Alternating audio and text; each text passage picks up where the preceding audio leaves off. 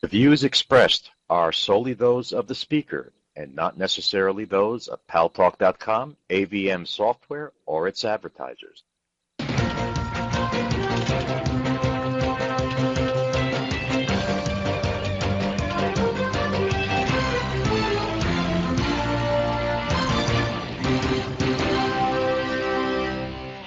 News Talk is online. News Talk Online, a production of Paltalk.com, the largest multimedia interactive program on the internet with more than 4 million unique users, on demand on iTunes and on YouTube, and on my blog, GaryBaumgarten.com, where you can post your comments, whether you agree with yours truly or not, no retribution, and where you should be subscribing to my Twitter feed, twitter.com/GaryBaumgarten, to get linked to the most important news stories of the day, stories that you may or may not hear in the mainstream media. And thanks to our good friends at CRN Digital Talk Radio, we're syndicated to an additional 12 million households.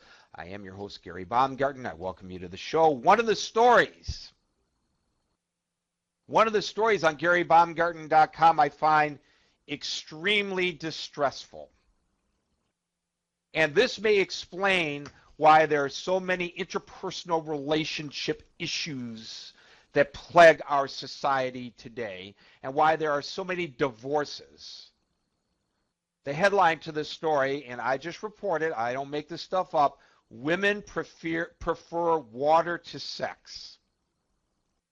I kid you not. Can you imagine going into divorce court and say, well, I had to divorce my wife. I had to cheat on her. She likes water better than she likes sex. Drinking the recommended daily amount of water is more important to women than having enough sex, according to a national survey conducted by Cooking Light magazine. Oh, that's not the only thing that women, according to the survey, put ahead of sex. In addition to having enough water to drink, getting enough sleep is more important to women than sex. Keeping the stress level low is more important to women than sex. Finding time to relax is more important. You know, all three of those, getting enough sleep, keeping stress level low, and finding time to relax, I associate with sex. Eating healthfully, drinking the recommended amount of water, finding time to exercise, sexual activity burns calories, ladies, and then having enough sex. We need a revolution in our society, a new sexual revolution. What's the matter with you ladies? You put drinking water ahead of sex. There's something wrong with y'all.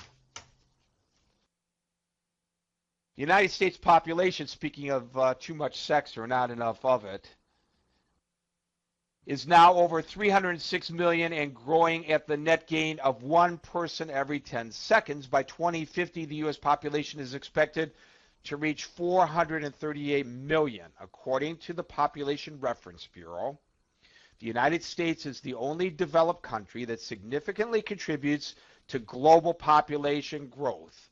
And we're darn proud of it.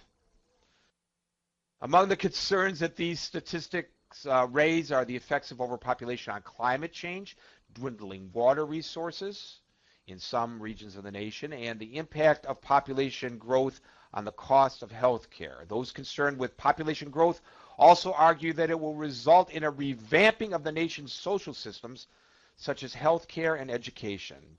David Paxson is our guest today. He's founder and president of World Population Balance. David Paxson, P-A-X-S-O-N. Welcome to News Talk Online on Paltalk.com. Great to be with you, Gary. Great to have you with us. What's wrong with going out there and doing the little exercise between the sheets on a regular basis? Isn't that a healthy thing? Everybody I know says it's a healthy thing. Here's the problem that we're facing in the nutshell. We've got already got 6.8 billion, roughly, people on the whole planet. And I want you to listen to this. Can you hear that? Can you hear that sound? Yes, beep, beep, beep. There? Yeah. Yes. Every time that ticks, the world has an additional person net gain, one more person, not births. Births are happening a lot faster than that. That's the net gain, 150 a minute roughly, over 200,000 a day. Right now there's over 9,000 more people alive right now than there were just one short hour ago in the world.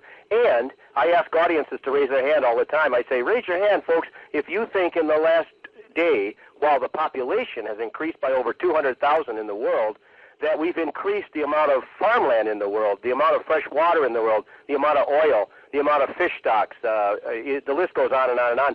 Not only have those resources, none of them, increased to keep pace with 200,000 more people in the last day, 24 hours, but they've all done what? They've all gone down.